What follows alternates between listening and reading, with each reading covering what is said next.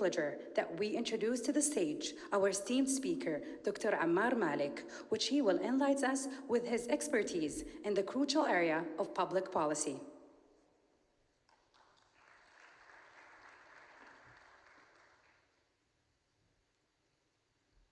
Thank you very much.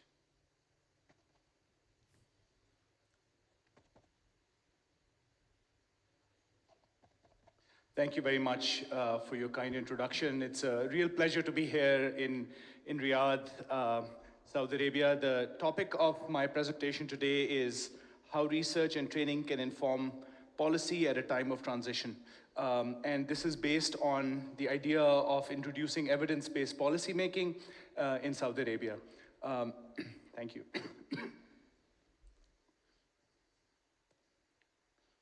All right, great. So I had the unique pleasure of engaging deeply with Saudi policymaking system on behalf of Harvard University. And much of what I will present today is based on a framework that we at Harvard had developed on evidence-based policymaking, and one that we have also applied in bits and pieces with the Ministry of Education and the Ministry of Human Resources, Labor and Social Development in Saudi Arabia, particularly HADF, the Human Resources Development Fund. So in my talk today, I'm going to try and explain, we talk a lot about evidence-based policymaking, the need to introduce new policies. What do we actually mean by evidence-based policy? What is public policy? How do we know that we are making good evidence-based policies? And what is the marker for approaching this? Second part of my talk will be a conceptual framework. I think it's very important for us to think deeply about the policy problems that we face around the world and in this country, and to look at it from a conceptual perspective. And then I'm also going to leave you with a practical example from a job training program called Tamheer. Some of you may be familiar with this, that the Human Resource Development Fund was running. And so we actually applied this framework that I'm going to talk about in a practical example. So it was not just a theoretical exercise done by academics, it was actually done as a practical matter in Saudi Arabia. So, the first thing to wonder is, what is a public policy? And how are policies learned? If you look at policies around you, all sorts of government interventions, let's say the Riyadh Metro is a good example of a huge policy bet that the Saudi government has made. It is based on this idea that improving the quality of public transportation will increase the mobility of people in the city, and therefore it will create economic benefits. So all the investment that the state is making in a big piece of public infrastructure has some benefits. So the public policy is that any government activity, including plans, laws, behavior changes that influence the life of citizens or impacts public welfare. That, to me, is the most important criteria for a public policy, and this can apply, of course, to many different domains such as health, education, transportation, or taxation.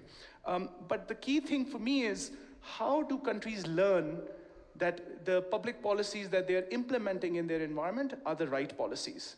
How do you know? Where do you get the inspiration from? As a practical matter, I've done this kind of work in probably 25 countries around the world. 90% of the policy ideas that I see implemented in any of these domains comes from some sort of a visit that some leader made to another country. They really like something. You go to London and you say, oh, I wish I could walk on the streets of Riyadh like I can in London, and I wish that there was an underground rail. I wish there was this. And so you have this international benchmark in your mind where you would like to come and implement something that you've seen overseas in your environment. But of course, in your context, the culture is very different. The weather, climate conditions are different. The price of fuel is different. Income levels are different. Social norms are different. And so when you adopt that policy into your environment, what are the changes that you need to make, and how do you make sure that that is implemented? Is that the only way to learn? Is that the only way that you can learn from policies? Could you develop a system within your own environment where you could make mistakes, learn, and then adapt? So this is where this idea is coming from. And what I'm emphasizing to you, as somebody who's been coming back to the kingdom for probably 6-7 years, of course, this country has gone through an enormous shift in the last, since 2015, I would say. The way that the country approaches public policies has changed. My main contention to you, if there's one thing that I would like you to take away from my talk today, is that this is the time for homegrown policy-making capacity to be built in this country. I think you've come a long way on the back of consultants, consultations, benchmarking, inviting people from overseas, but this country has enormous capability internally. When I was at Harvard, I remember we used to annually host the reception of Saudi students who were here on the King Abdullah Scholarship Program. Such talent that I've seen in Harvard Business School, in MIT, Yale, Princeton, you name it, there is top Saudi talent. But in my experience, most of them, when they return to the country, they end up seeking private sector careers or highly paid jobs in consulting companies, and there's nothing wrong with that. I don't contend with that. But I think there is a need to now build institutions that can attract top Saudi talent, not so much to the private sector, but also to the public sector, in the non-profit sector. And I think this is where some of the conversations we're going to have today, I think, will be an inspiration. So what I'm finding is, again, this is based on my experience of doing this in different countries, in Morocco, in Bangladesh, in France, in the United States, where I'm based at.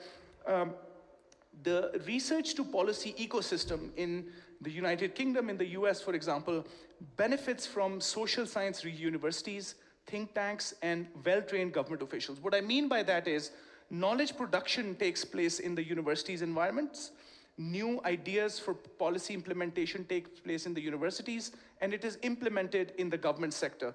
But in between this is a whole gap, which I call the ecosystem. In the United States, for example, there are think tanks like the Brookings Institutions or the Urban Institute, where I used to work, whose job is to understand the policy ideas that are generated in universities, the best science, the best ideas, test them, innovate on them, and then take the takeaways forward to the government sector, who can then implement it on scale.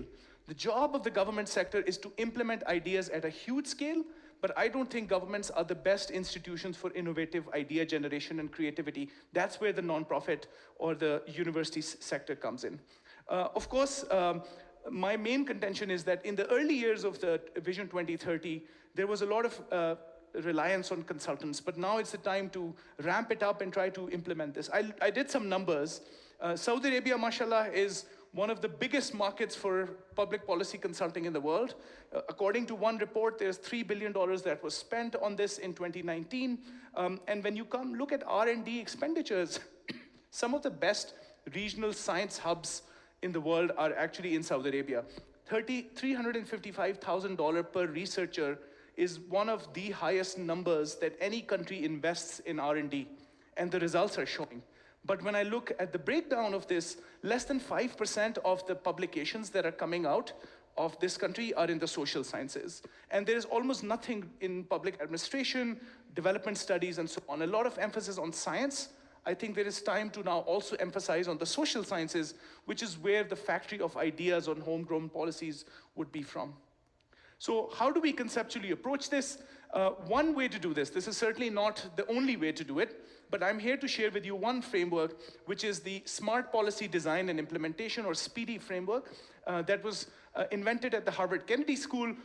Many of you may have learned about Harvard Kennedy School. It is one of the world's best public policy institutions, and it is based on this idea that there are no magic bullets in policy. You cannot simply take an idea from another country and import it, and it will work immediately in your environment. It just doesn't work like that. You have to understand the problems, you have to localize the solution, contextualize them, you have to test them, you have to learn from your mistakes, and you have to continuously improve. I think this wheel that I'm showing you, this circular wheel, is based on this simple idea. It is like going back to the basics. So those of you who are parents or have little children or nieces or nephews, you'll remember that Allah subhanahu wa ta'ala has given us a wonderful mechanism that when a child looks at fire for the first time, it looks very attractive. You have this black color, it's beautiful. But then as soon as you move your hand toward the fire, there is a nervous system in your fingers have a nervous system that gives you the signal that this is hot. Don't touch it. It looks attractive, but you jump on it, you don't touch it. This is essentially the idea of this, that you need to build in your policy-making system some kind of a nervous system that will give you a signal of what is working and what's not working. So the idea that we have been implementing, and this has been done probably in 15, 20 countries around the world, including in Saudi Arabia, is to begin by identifying a policy problem. This might look like a simple exercise, but it is not. Many times we run one-week workshops based on this methodology. We get people from all over the world, and they are divided into their different problem areas. You will not believe that Ministry of Education people, for example, often do not even agree on what the problem is in education. They all agree, yes, we have a problem in education in Malawi or in some other country, but what is the problem of education? Is it enrollment? It is teacher quality? Or is it something cultural in your own homes? What is the problem? We spend a lot of time trying to identify the problem, and this is done through consultations. We then go in a deep step further and diagnose the problem. Here again, I cannot tell you how many times we've been in situations where the diagnostic of the problem ends up being a very difficult exercise. What I mean is that while apparently the problem of education might look like the scoring of the schools is not good, the test results are not good, but you have to peel the layers of the onion. It's like, you know how in an onion you have many different layers? As you peel the layer of the onion, by providing evidence and data from your own environment, you learn that the problem of education and the low test score outcome is not just a test scoring problem, it is maybe a deeper problem which could be related to the teaching environment. And if it's a teaching environment problem, why are the teachers not doing their job? Maybe they're not paid well enough. Well, why are they not paid well enough? Because the private sector pays more, or there is a budget constraint or something else. So you have to go deep into the diagnostic of the problem, and only then can you design a policy solution that can address that specific problem. So in a minute, I'm going to walk you through an example of how this can be done, and we did with Hadaf. And then you have to go into the implementation. Oftentimes, we leave the emphasis of policy making at the design stage, but we have to remember that the implementation of policies is incredibly important. You have to build in your implementation system a mechanism to test whether a policy is actually working or not. Again, remember my example of the child sticking his hand in fire. There has to be some kind of milestone, some kind of system which tells you this is working or this is not working. You cannot just make a policy and then implement it and forget about it. You have to constantly innovate and improve it. This is where the testing mechanism comes in, and then of course, based on that testing, you go back and refine it. And if the refinement works, you can either go back to the redesigning stage, the implementation stage, or maybe sometimes you have to go all the way back to the identification stage. So to me, the most important thing about this framework is the idea of continuous improvement and to build the capacity within your own institutions to actually learn from the mistakes that you're making. One approach in which we have been championing through the Harvard Kennedy School and our colleagues at the Medina Institute also is this idea of creating a transformation roadmap. I think the 3 parts of this roadmap that are absolutely critical for Saudi Arabia are to catalyze the ecosystem.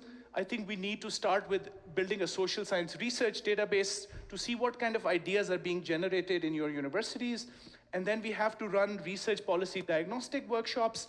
And then we also have to create administrative and data management and data sharing policies. There is an enormous amount of data on all sorts of policy systems in this country, but there is no data governance or data sharing protocol. So if you are an academic in a Saudi university and you want to gain access to data from GOSI, for example, maybe the GOSI data on social insurance is very sensitive.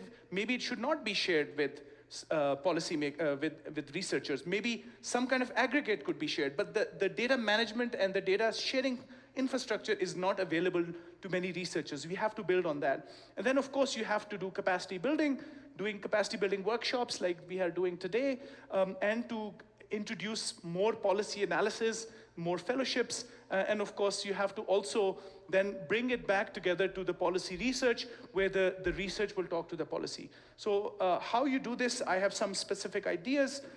Basically what I'm emphasizing is that you need rigorous empirical results that speak to policy priorities to try to match policymakers' needs using the framework that I mentioned with the research that is being conducted.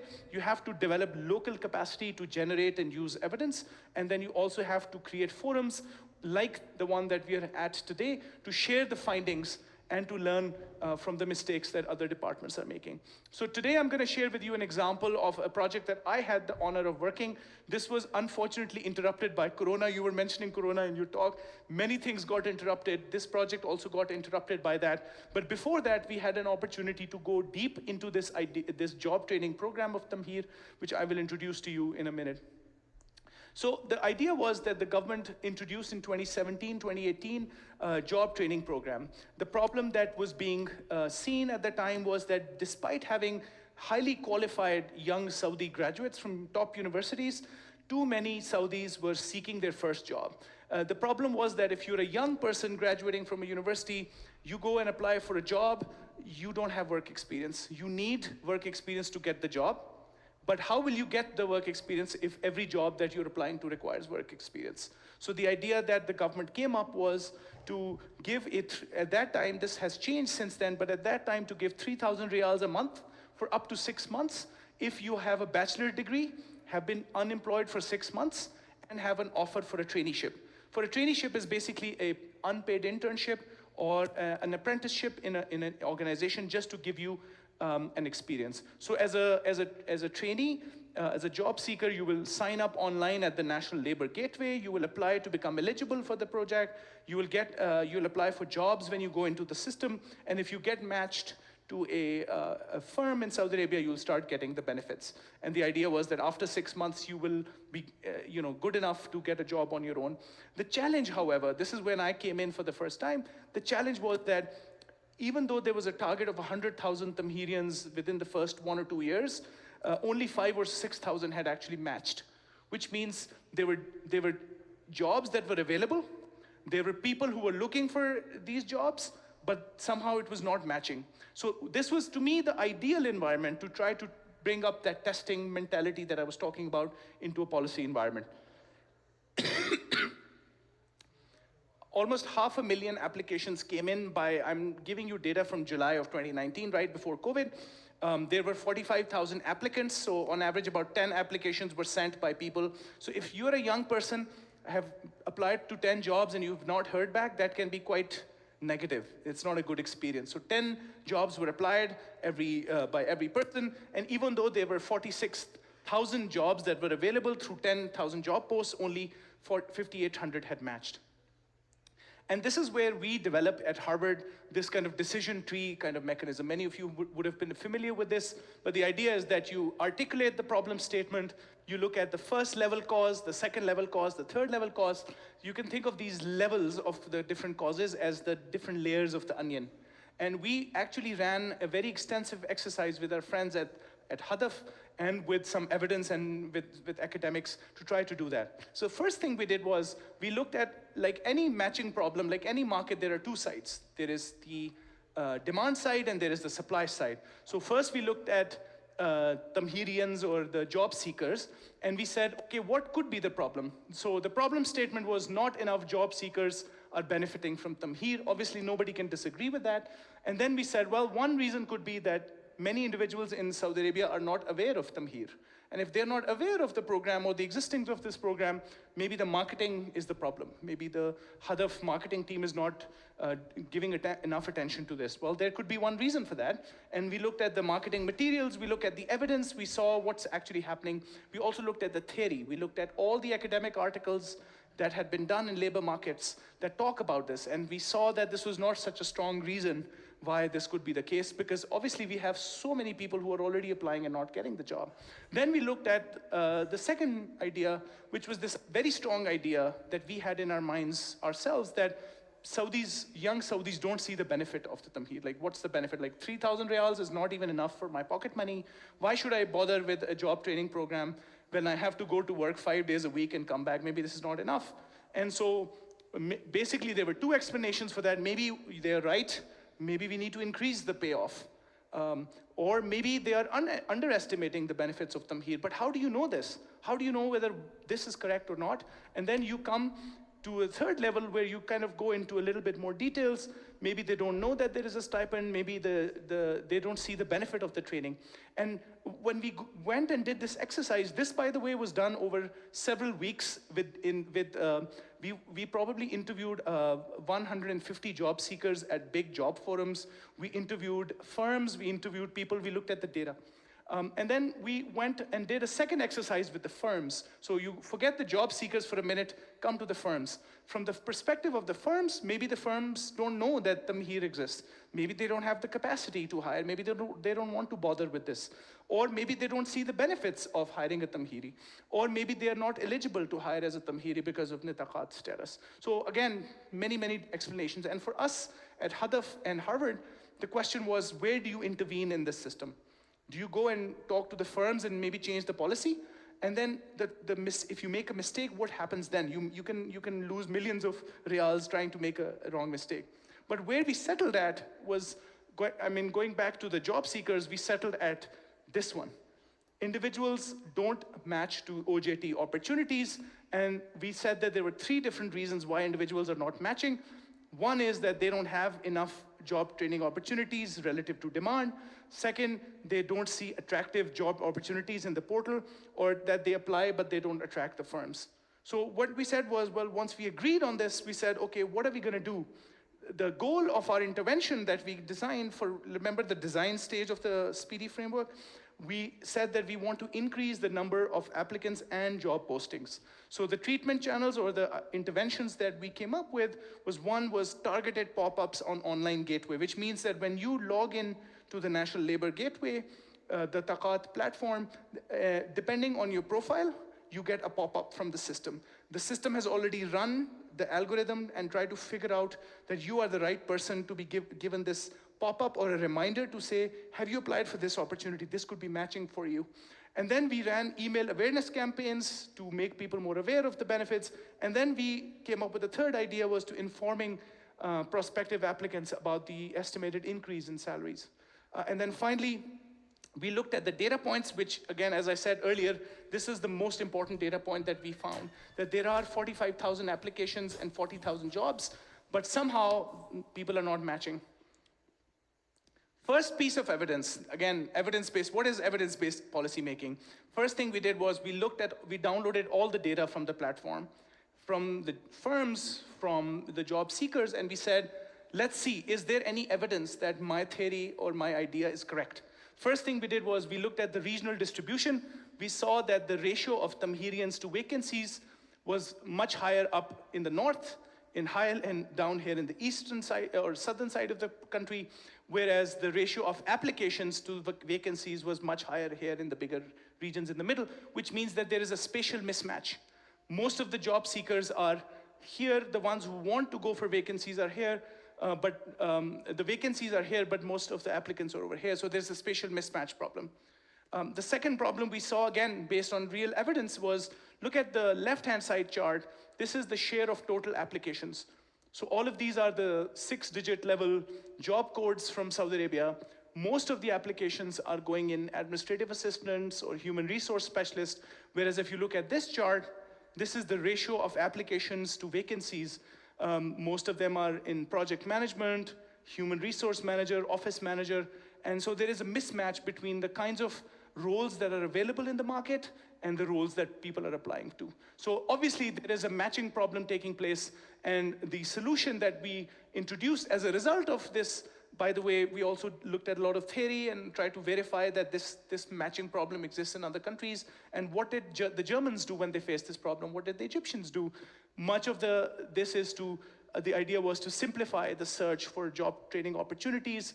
We decided to introduce more information related to Tamheer on posts that corresponded to occupations and regions with low application to vacancy ratios. And we try to improve the search behaviors of the people to try to introduce to them this idea that you are perhaps not applying to the right jobs or to the right sectors. Maybe you need to go back and retrain yourself and pick up the skills that you require. But the point of this entire exercise, the lesson that I want you to remember from this exercise is that you have to follow a carefully thought through process. and have a mentality of experimentation in order to arrive at conclusions and then to introduce them.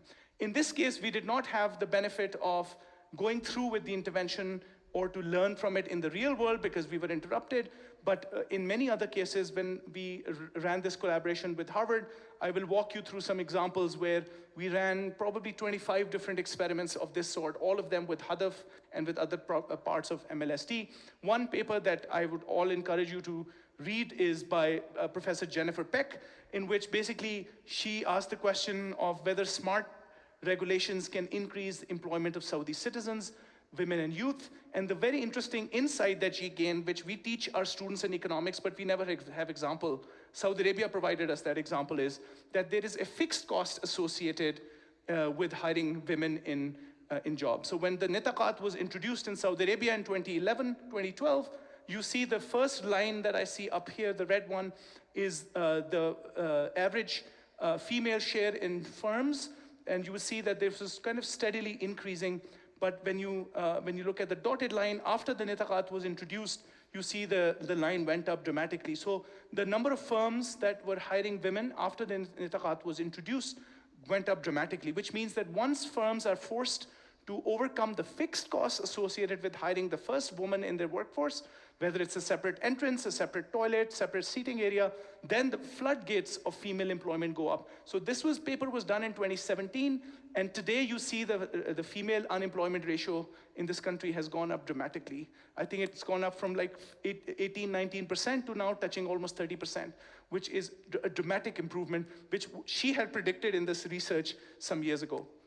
Similarly, we ran other experiments like this one, in which some professors from University of Chicago and Zurich basically tried to correct the misperception about social norms among Saudi men. So this idea was that there is this bias in the Western mind that Saudi men, for example, don't allow women to work in their workforce. And this intervention was tried to fix that misinterpretation, where basically what they tested was that when you ask a group of Saudi men about whether it is okay for women to work or not, and they believe that all other men think the same way, that it's not okay for women to work, only 23% of them agree that women should be working. But when you go and do an experiment and find out, so do a survey and you find out that actually Saudi men are okay with women working, and you share that information with Saudi men, then their views change quite dramatically to 32%, which means that there is sometimes a misperception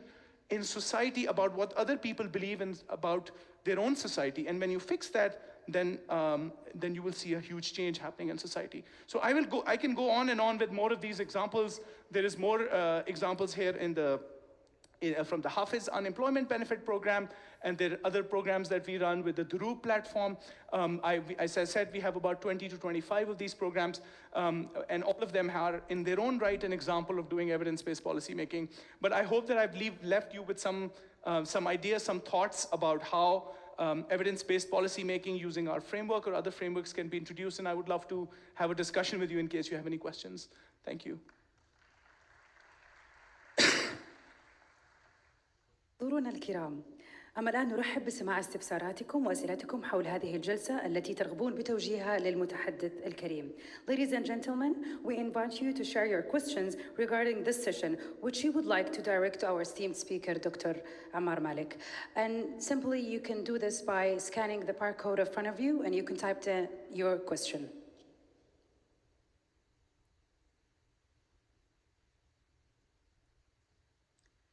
Dr. Ammar, we already have a question for you. How can the government make sure that the public policy is implemented effectively?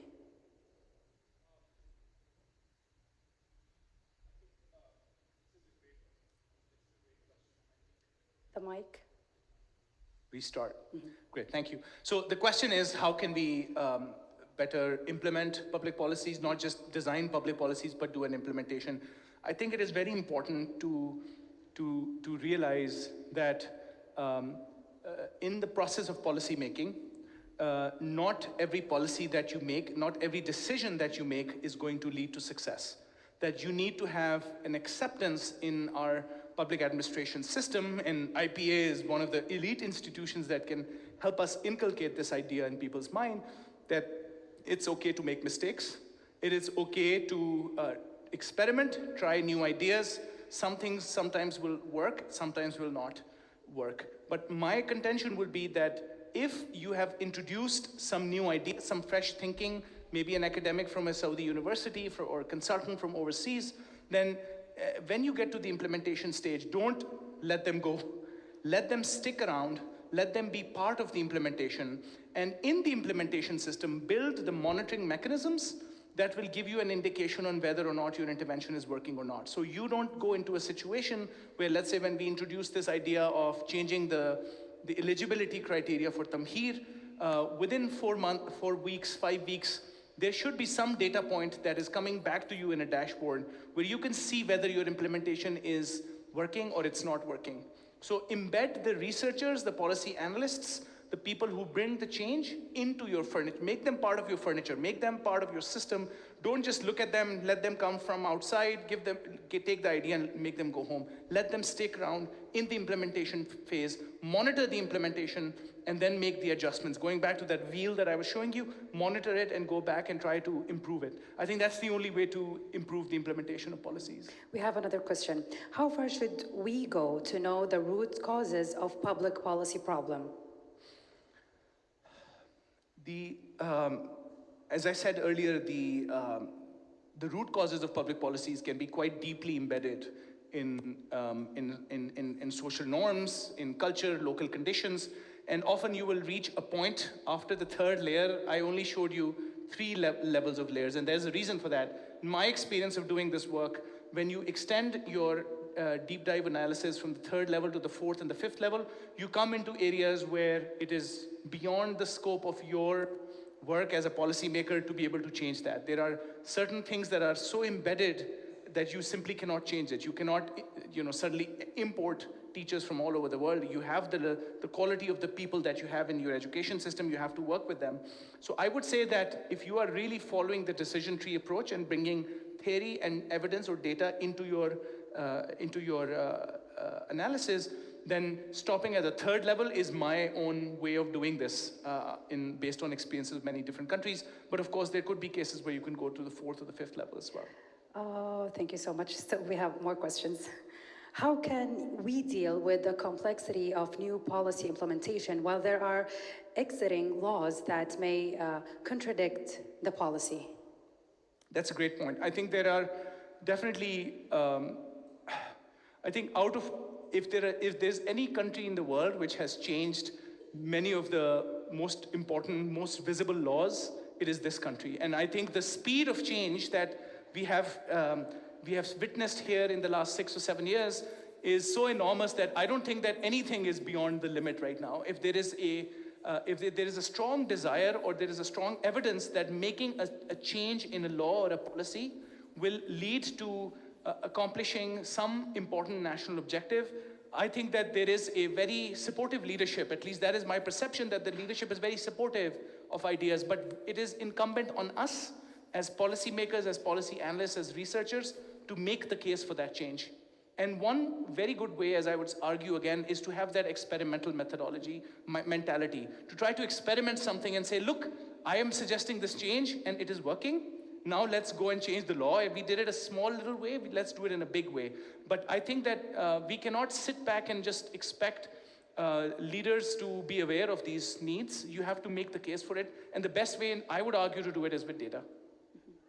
And the last question is, what are the evidence-based recommendations to improve the system of research data, especially in policy and between executive entities? I would say that my mind keeps going back to this idea of data sharing and data access.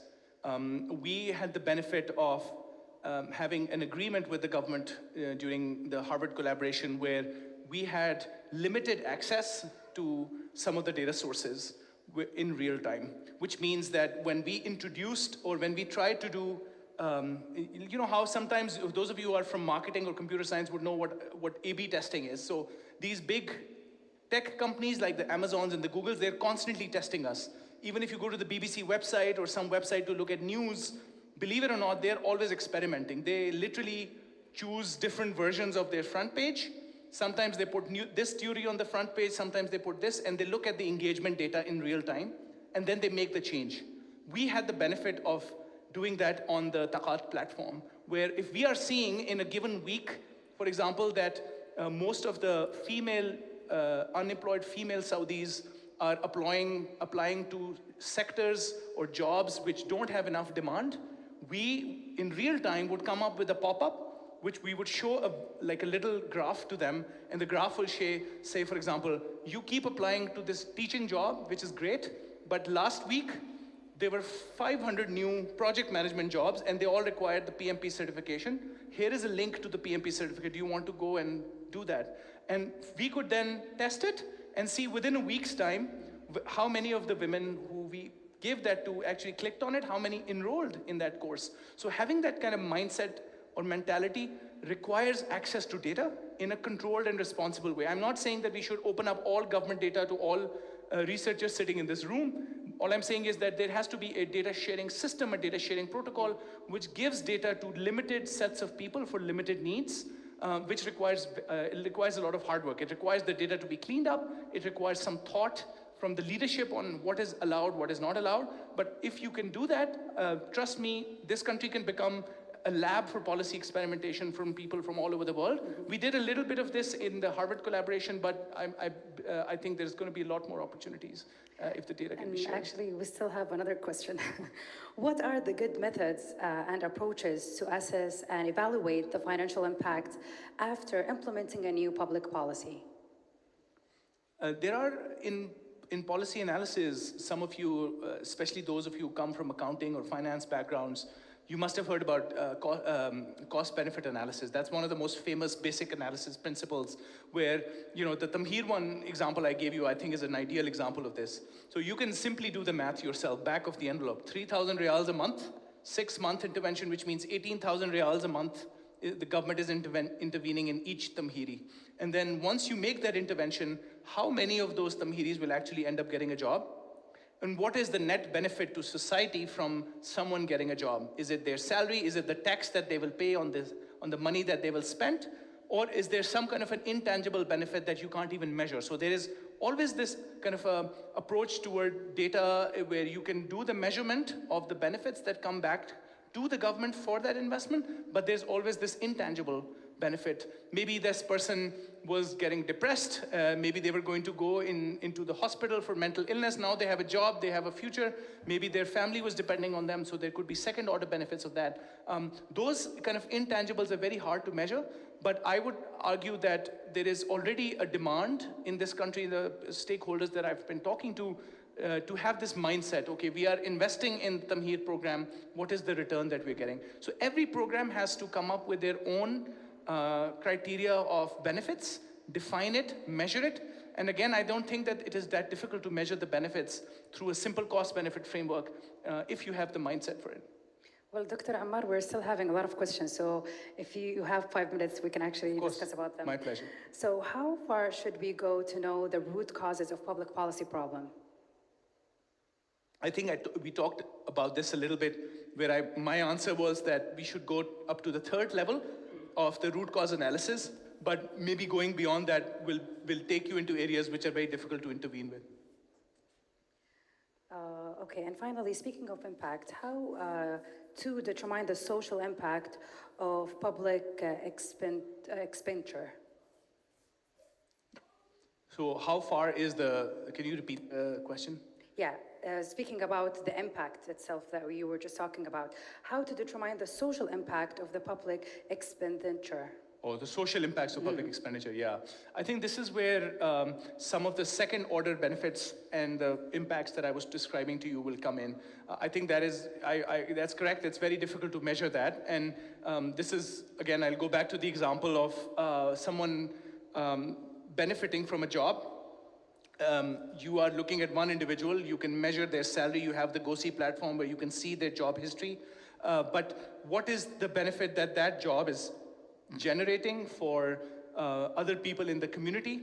Maybe they are inspiring others to do something. Maybe they become a role model to other young children and they will have a benefit. It is incredibly difficult, unfortunately, to measure it, but I do think that there are now experimentally there are ways in which you can try to get at this idea where, for example, I'm just going to give you an example. I think one of the diagnostic that we created after doing 20 studies in labor markets is that while there is ta'aleem or education, and then there is tarbiyah, which is the grooming, which is the role modeling, the inspiration. I think in labor market, if this country, there is a huge quality of ta'aleem that is available, but the tarbiyah is lacking. And that is because there is a lack of role models. Like often when you're a young person, you look up to your uncle or some teacher or somebody and you want to be like them. And if you don't have those role models around you, it is very difficult, even with the best degree, to kind of inspire yourself to think what you have. So if you have bad role models, you'll end up in a bad situation. So I really think that there are second order benefits of people progressing in their life. They become role models to others, but that is very difficult for you to measure. I can think of sort of experimental ways of trying to get at this, but I think it's going to be quite challenging. It's a good question. نشكر الخبير الدكتور عمار مالك على إضافاته الثمينة. Thank you so much, دكتور My pleasure. عمار مالك.